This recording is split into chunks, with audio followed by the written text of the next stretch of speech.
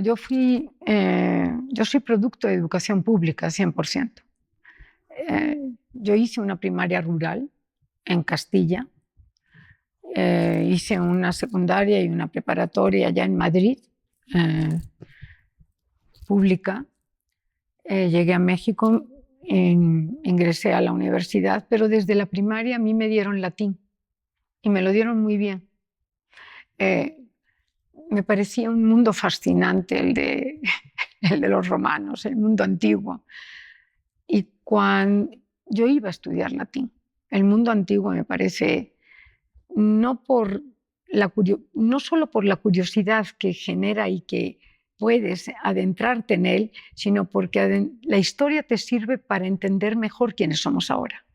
O sea, yo como historiadora de la lengua, cuando dices corromper, pues es que romper en voluntad junto con alguien, ¿no? O soborno es la misma familia de Adorno. Entonces ahí te empiezas a sorprender. Cuando llegué a México, empecé a decidir que mi mundo era la licenciatura en lingüística. Llegué habiendo hecho 2 años de licenciatura en Madrid, en la Complutense de Madrid. Me seguí en la UNAM en Lengua y Literaturas Hispánicas. Y mi vocación de filóloga, el filólogo lo que hace es que busca la identidad de una sociedad o de un pueblo a través de sus testimonios orales o escritos. O sea, básicamente lo que hace es un historiador de la lengua, pero buscando el testimonio, buscando los datos duros. Y fue de alguna manera, no me dediqué al latín, llegué a México, dije, hay que modernizarse. me modernicé unos 1000 y pico de años y empecé a estudiar historia del español en América, historia del español en México, también hago medieval. Encontré mi vocación a través de unas clases de latín que me dieron en la primaria, en la secundaria, en la prepa, en la universidad, muy bien dadas. Me abrieron mundos y dije, yo me quiero dedicar a esto. Y cuando llegué a México me di cuenta de que el mundo era muy complejo, el mundo americano, y que iba a dejar el mundo del latín en su justa medida, en un rincón, e iba a intentar entender el nuevo mundo en el que yo me había insertado.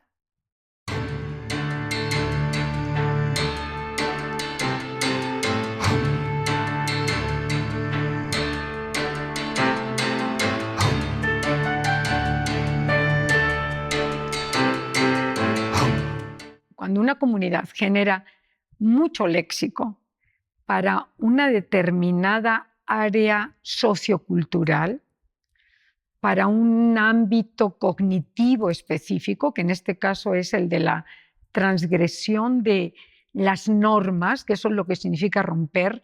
Corromper es romper junto con alguien la normatividad que estructura una sociedad.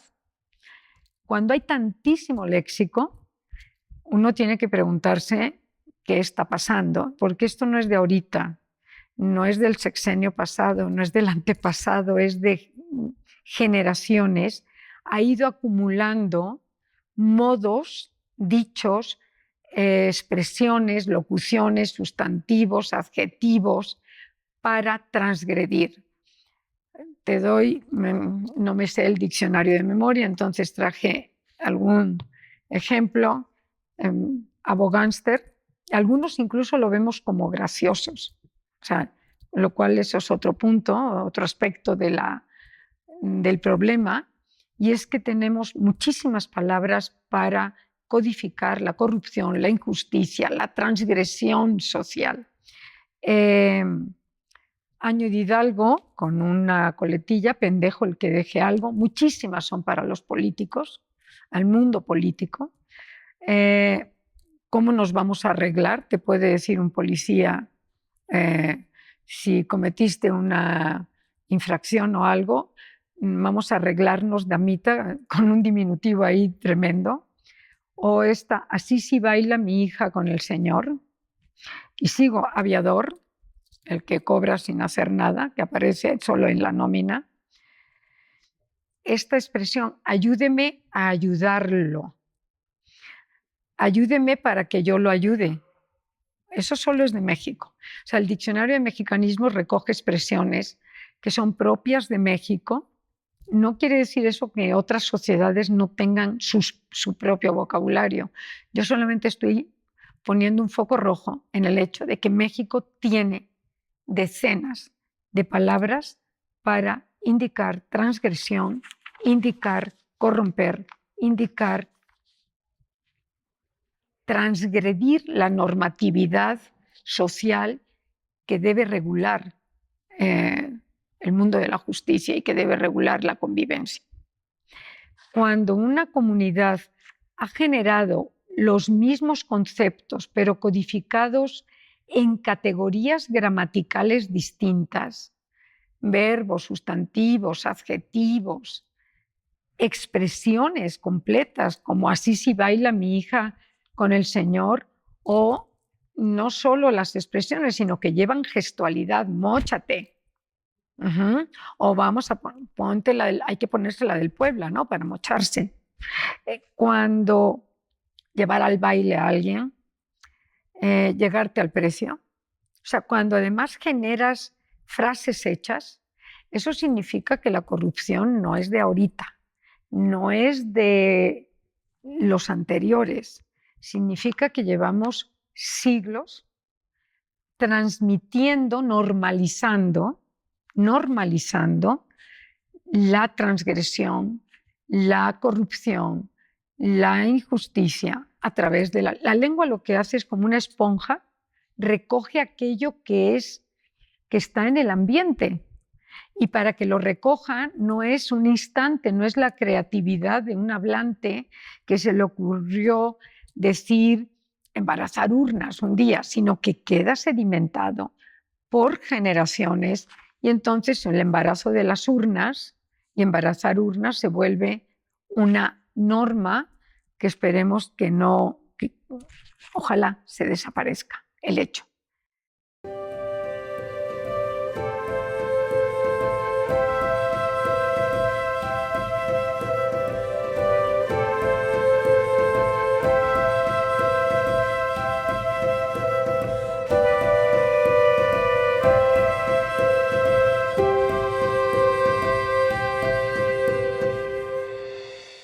Lo que hace un diccionario es recoger aquellas voces y expresiones que se han sedimentado, que se han vuelto un hábito.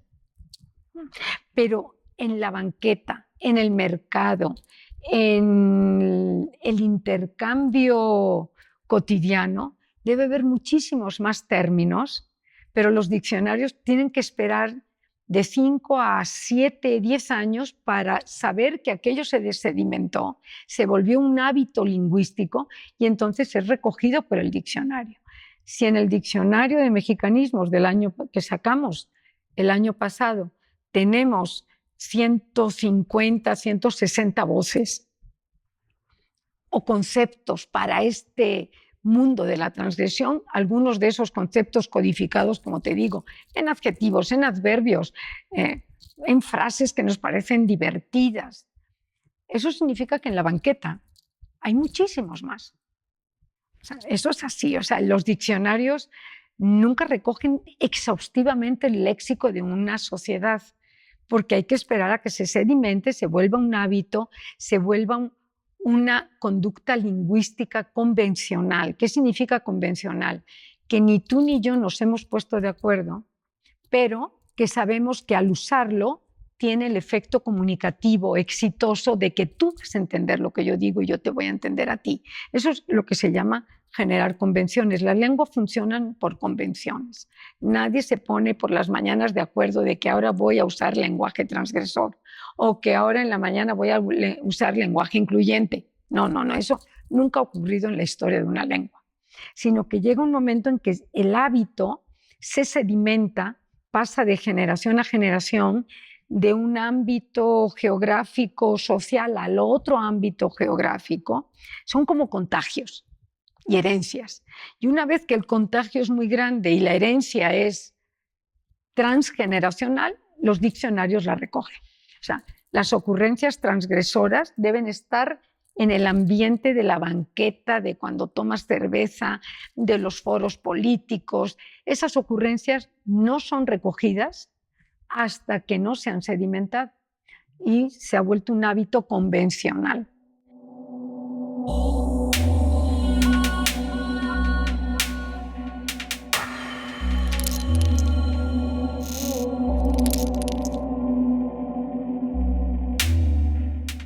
Tuve que leer el diccionario varias veces. Nadie que esté en su sano juicio, y no se lo recomiendo a nadie, que se lea un diccionario de cabo a rabo, pero cuando uno trabaja en ese equipo y tiene que dirigirlo, obviamente, al leerlo te das cuenta de la cantidad de voces que hay para corromper, para transgredir, para sobornar. Hay un concentrado altísimo en el español de México. Corromper es una palabra general del español y hay que tomar muy en cuenta que corromper significa romper algo junto con alguien. O sea, uno solo no puede corromper nada. Para que haya corrupción tiene que haber al menos dos personas. O sea, es romper junto con. Y sobornar o soborno es la misma raíz de adorno. Es un regalo por debajo, por debajo del agua. Por debajo del agua, por cierto, que es mexicanismo para este mundo de la transgresión.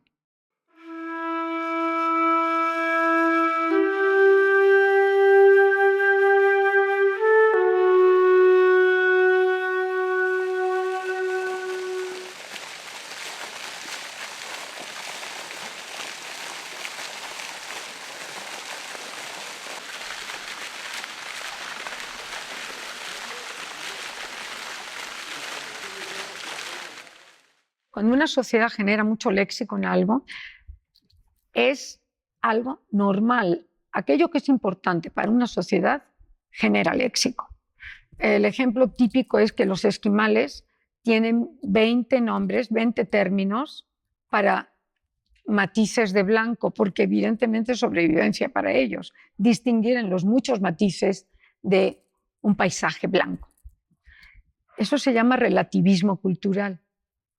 Cuando algo es importante, automáticamente por generaciones la comunidad va a generar más léxico.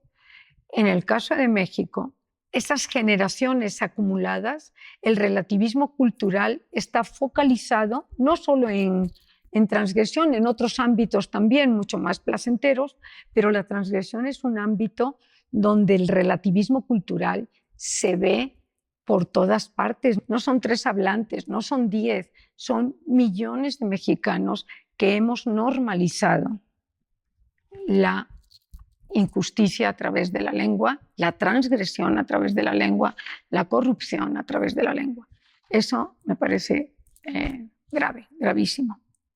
Teníamos palabras que eran solo nuestras, como morder, mordida, mordelón, y parece ser que las hemos regalado al mundo porque ya en otros dialectos del español empieza a hablarse de mordida, asociado además a México. O sea, como si se hubiera puesto esta normalización de la transgresión en otras comunidades hispanohablantes, y cuando hablan de morder o mordida, casi siempre dicen como dicen los mexicanos.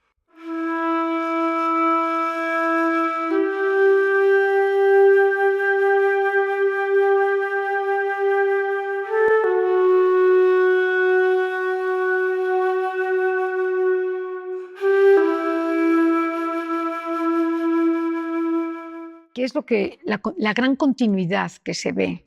Una gran continuidad a través de la lengua es que pareciera que somos, o quizás sin el pareciera, somos una economía de colonia. ¿Qué se llama economía de colonia? Es que llego, sabes que es temporal, llego, robo y me voy. Y como sabes que es un lapso breve, relativamente breve, ahora está establecido en 6 años, hace 300, 400 años pues estaba establecido en algunos años más, y cuando el político, el conquistador se iba, le hacían un juicio de residencia, que son auditorías. Pero ¿sabes para lo que servían los juicios de residencia? Pues para que los historiadores ahora en el siglo XXI entendamos todas las triquiñuelas, palabra para transgresión, que hacían nuestros políticos de hace 400 años. Entonces, pareciera que no ha cambiado nada. O sea, ahora hacen auditorías. ¿Para qué sirve la auditoría? Pues para saber todas las triquiñuelas que hizo el político en cuestión, el gobernante en cuestión. Pero ¿va a tener consecuencias? Hace 300 años no las tenía, hace 200 años no las tenía, hace 150 años ni con la independencia, ni con las reformas de Juárez, ni con la Revolución Mexicana se ha modificado esa idea de economía o esa actitud de economía de colonia. Es tan poco el tiempo que voy a estar aquí que llego, robo y me voy. Eso es lo que se ve en los documentos. Eso es lo que se ve en los documentos de 1540, cuando ya México era un virreinato, y eso es lo que se sigue viendo en los documentos de 1950 y de 1970. Los posteriores no, porque no se abren los archivos hasta después de 30 o 40 años. O sea, el periodo histórico es unos 30 años, pero lo puedes ver en la prensa. O sea, sigue lo mismo. ¿Hemos cambiado? Sí, hemos cambiado para bien en algunos aspectos, sí, pero este eje transversal de la sociedad de transgredir y normalizar la transgresión, eso no ha cambiado. Pareciera que es llego, robo y me voy. Bueno, para eso tenemos un año de Hidalgo, como frase hecha en el español de México.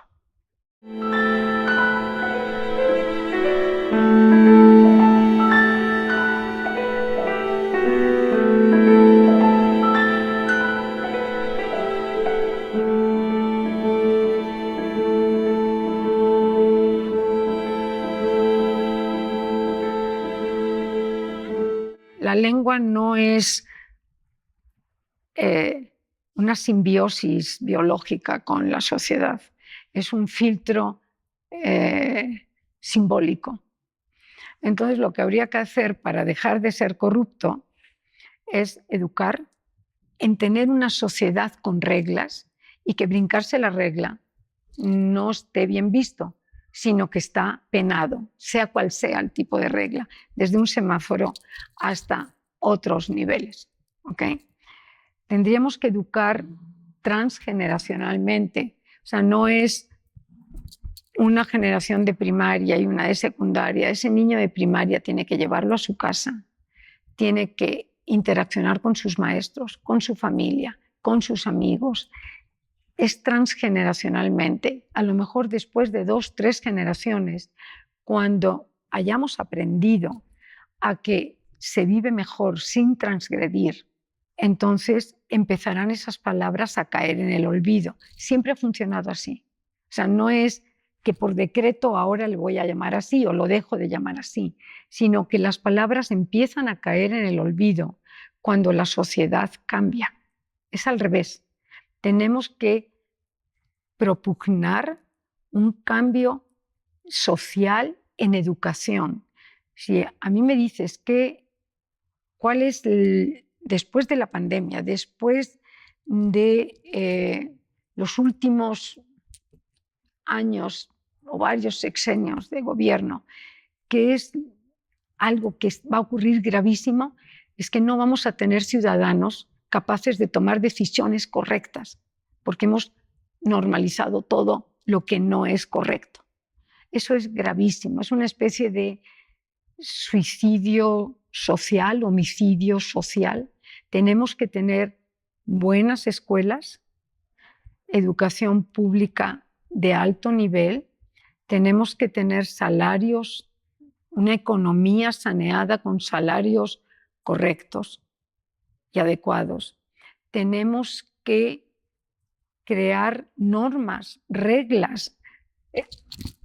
La impresión que tengo es que están los reglamentos, están escritas las reglas, pero nadie les hace caso. O sea, tenemos que aprender a que la ley está escrita por algo, a que la costumbre hace ley, pero cuando la costumbre hace ley debe ser para bien de la comunidad y no para transgredir. Es decir, lo que vemos quienes hacemos historia de la lengua,